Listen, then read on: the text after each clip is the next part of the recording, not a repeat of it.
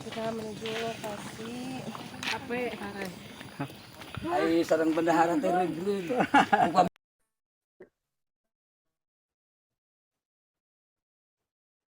Assalamualaikum warahmatullahi wabarakatuh. Alhamdulillahirabbil alamin wassalatu wassalamu ala asyrafil anbiya'i wal mursalin sayyidina wa maulana Muhammadin sallallahu alaihi wasallam wa ala alihi wa ashabihi wa man tabi'ahu ila yaumiddin amma ba'du. Qala Allah ta'ala fil Qur'anil Karim wa huwa asdaqul qailin. A'udzu billahi minasyaitonir rajim. Bismillahirrahmanirrahim. Khudil afwa wa'mur bil ma'ruf wa'rid 'anil jahilin. Wa qala an-nabiy sallallahu alaihi wasallam inna a'dhamal muslimina jurman man sala'an syai'in lam yuharram hurrima min ajli mas'alati. Saudara-saudara kaum muslimin muslimat, saudara-saudara sebangsa dan setanah air, di mana saja berada, para pemirsa dan pecinta setia MWCNU Rancah Channel. Pada pertemuan yang lalu kita telah bercerita panjang lebar tentang adat atau kearifan lokal. Ada sahabat saya yang bertanya tentang hubungan agama dan budaya atau hubungan agama dengan kearifan lokal. Hubungan antara agama dan budaya merupakan hubungan yang kompleks, erat, dan tidak sederhana.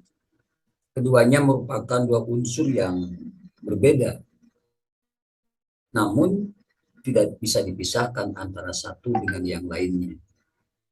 Agama berisi tentang ajaran-ajaran yang bersumber dari wahyu yang datang dari Allah sebagai tuntunan kepada manusia agar menjalani hidup sesuai dengan yang dikehendakinya. Sedangkan budaya adalah hasil karya, rasa, dan cipta manusia yang sangat dipengaruhi oleh faktor yang ada di sekelilingnya. Dari hubungan yang kompleks dan erat tersebut, setidaknya muncul tiga pemahaman terhadap keduanya. Yang pertama, agama dan budaya adalah satu kesatuan yang utuh dan tidak bisa dipisahkan. Dalam pemahaman ini, budaya sudah menyatu dengan nilai-nilai agama, sehingga budaya juga harus dipahami sebagai agama. Di sini nilai budaya menjadi tereduksi atau bahkan hilang sama sekali karena memang sudah melebur dengan agama.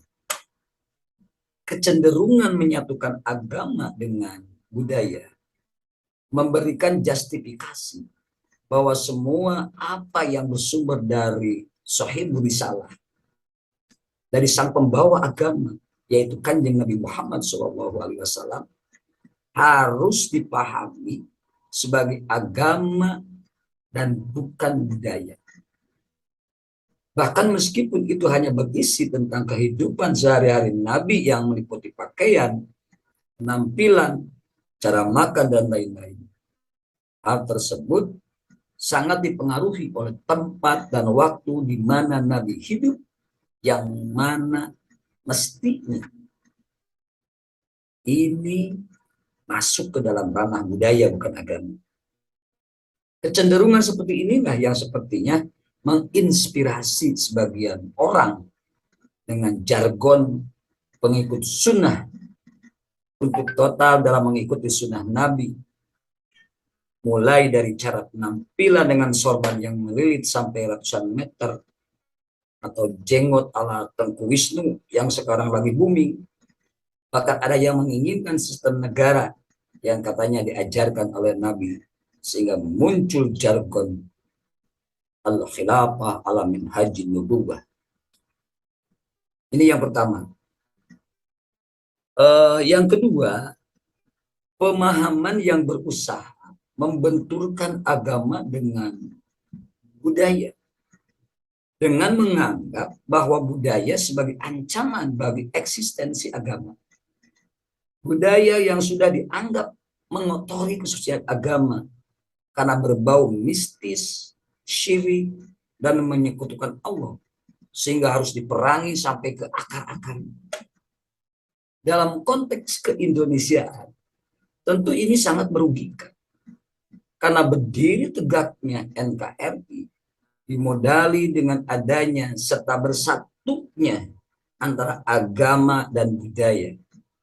Dasar dan pilar negara seperti Pancasila, Bhinneka Tunggal Ika, itu dibangun atas kesadaran akan pentingnya menanamkan nilai-nilai agama dan mempertahankan eksistensi budaya dalam masyarakat.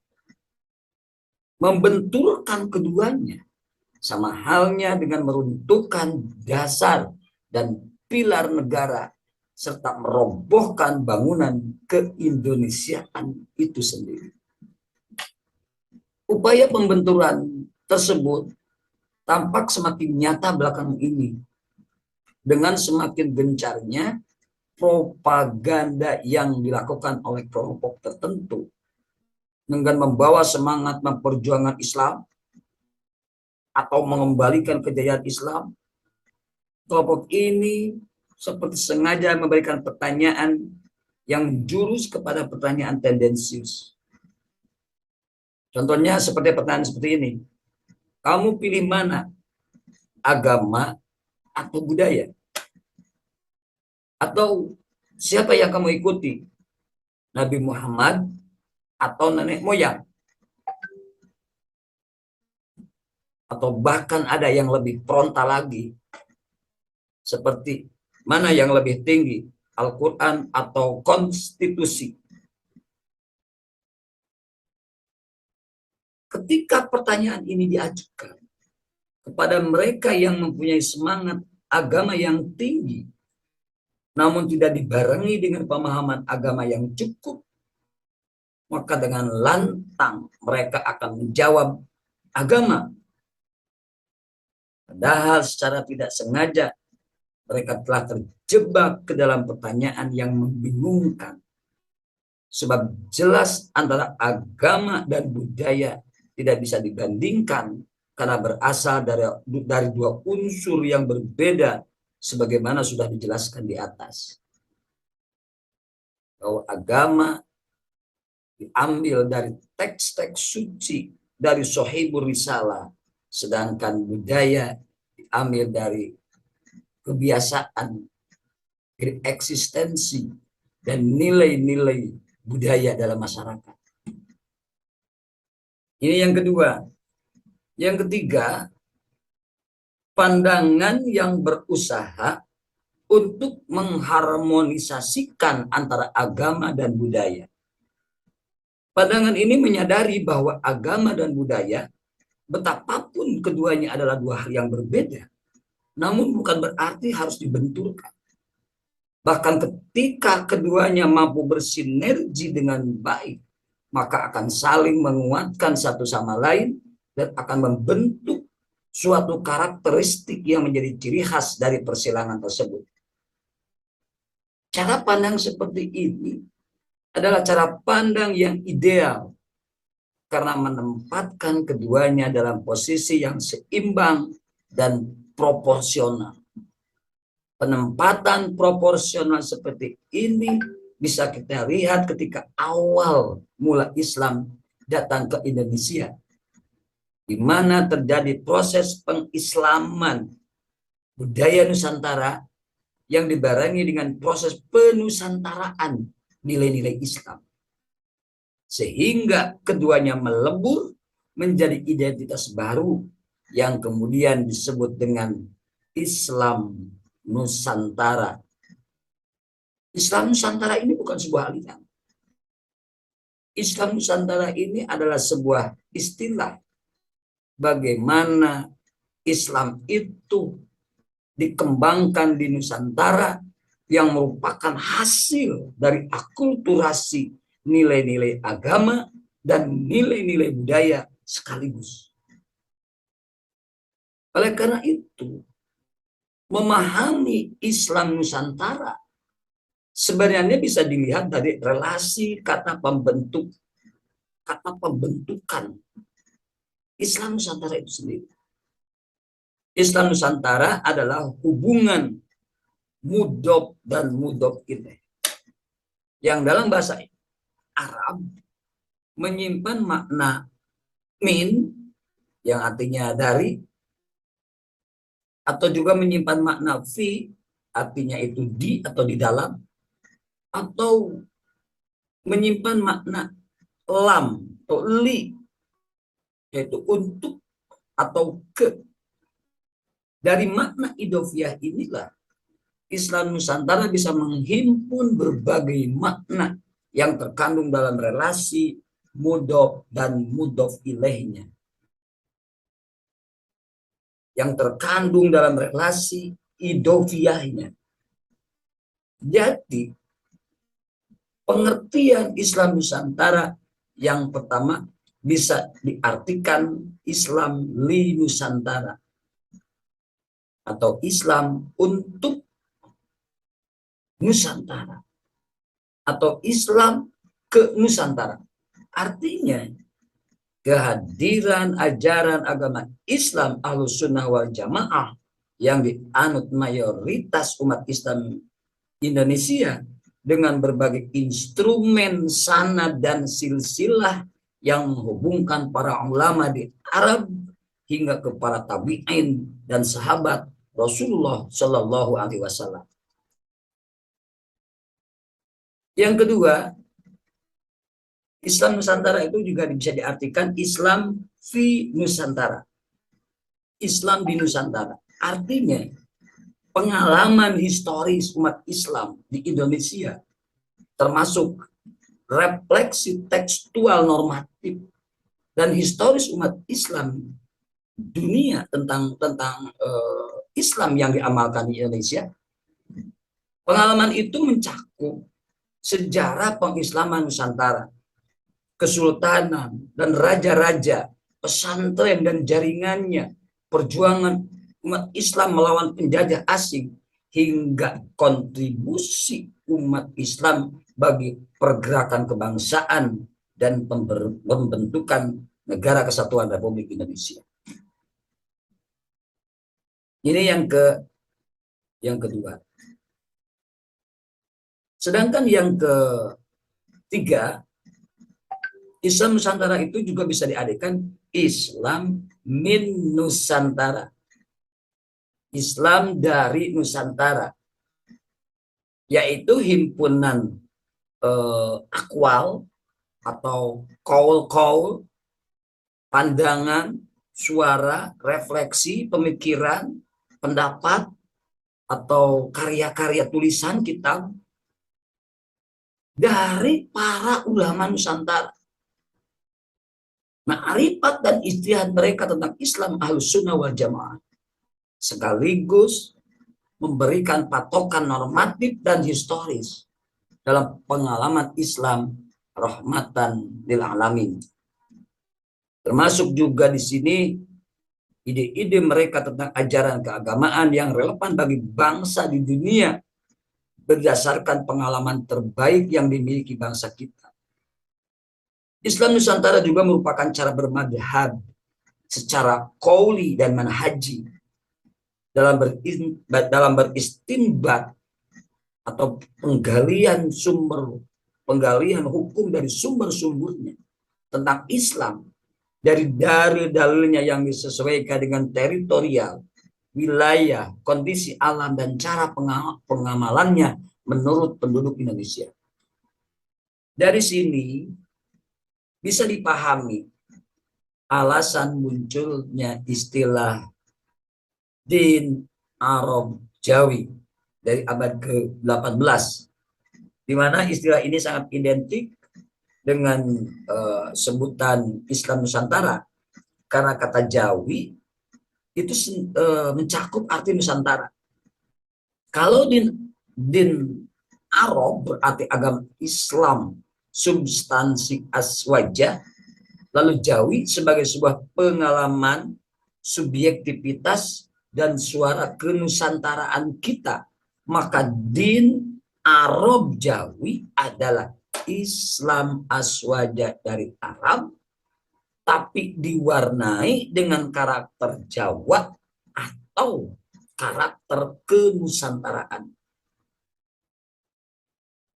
Cara memahami dan mengamalkan Islam dari sudut pandang masyarakat kita sebagai orang Nusantara yang kaya alam dan peradaban. Kalau boleh diibaratkan, saya ingin mengatakan bahwa Islam Nusantara itu tak ubahnya seperti pertemuan dua bibit pohon yang unggul, yang berbeda jenis, yaitu Islam yang mewakili agama dan Nusantara yang lekat dengan nilai-nilai budaya. Namun ketika disatukan dalam proses persilangan, keduanya akan menghasilkan sebuah bibit baru yang lebih unggul. Persilangan Islam dan Nusantara diperlukan untuk memperoleh jenis baru dengan karakter atau sifat unggulan yang diinginkan. Diharapkan dari persilangan ini akan muncul adab beragama dan berperadaban dengan sifat-sifat unggulan baru sebagai hasil gabungan dari buah keunggulan tadi. Ketika dua bibit baru ini muncul yang bernama Islam Nusantara, diharapkan dari proses tersebut adalah sifat unggulan yang dimilikinya akan muncul, yaitu adaptif, fleksibel, toleran, multikultural, atau menghimpun beragam ekspresi budaya masyarakat, berdaya tahan kuat, dan awet dalam zaman. Guyub kolektif, yakni bermusyawarah mufakat, mengedepankan suri tauladan, sopan santun, dan beradab. Hadirin para sahabat MWC NU Ranca Channel, pertemuan keduanya dibutuhkan untuk memberikan solusi pada masalah-masalah kemanusiaan, dan juga secara khusus diharapkan menjadi solusi pada masalah-masalah kebangsaan kita. Apalagi akhir-akhir ini Indonesia sedang mengalami ancaman perpecahan dengan maraknya pemikiran transnasional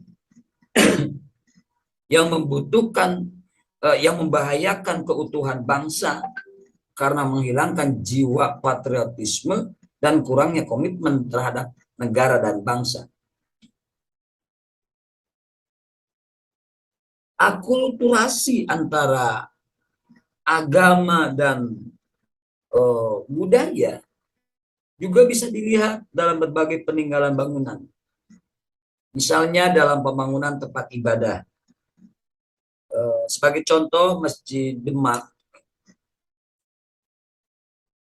Masjid Demak itu merupakan wajah nyata akulturasi antara Islam, Jawa, dan Hindu. Salah satu masjid tertua di Nusantara ini dibangun dengan gaya khas Majapahit, namun juga membawa corak Hindu. Begitu juga dengan Masjid Menara Kudus yang kental dengan nilai-nilai toleransi. Konstruksi bangunan menara yang menjulang ternyata menyerupai candi, sebuah bangunan khas yang ada di Jawa Timur. Di balik karakteristik Masjid Menara Kudus ini terdapat makna perwujudan sikap tepos riro atau tenggang raksa sebagaimana yang menjadi ajaran dari Sunan Kudus. Dalam berdakwah, Sunan Kudus lebih memilih untuk mengapresiasi budaya setempat sehingga tidak terjadi shock culture atau kekagetan dalam budaya di tengah masyarakat. hadirnya Islam di bumi Nusantara merupakan tuntutan akan lahirnya Islam yang moderat, damai, dan toleran. Ia merupakan sebuah kebutuhan untuk mempertahankan kekayaan budaya yang mulai terkikis oleh paham-paham baru yang tidak ramah terhadap budaya. Selain itu, Islam di Nusantara merupakan tawaran di tengah konflik tak berujung yang melanda dunia, khususnya negara dengan penduduk Islam mayoritas. Disinilah hubungan agama dan budaya itu penting untuk diakulturasikan, penting untuk disatukan, karena